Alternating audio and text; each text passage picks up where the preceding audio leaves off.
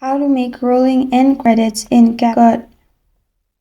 Hi everyone, I'm here to assist you today. Without any delay, let's jump right in.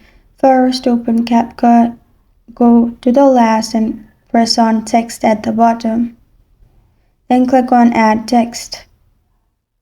Add your credit text and after you're done, press on tick mark. After it's added, click on diamond shape like option at the top of the timeline. Before clicking on it, make sure you drag your text at the bottom.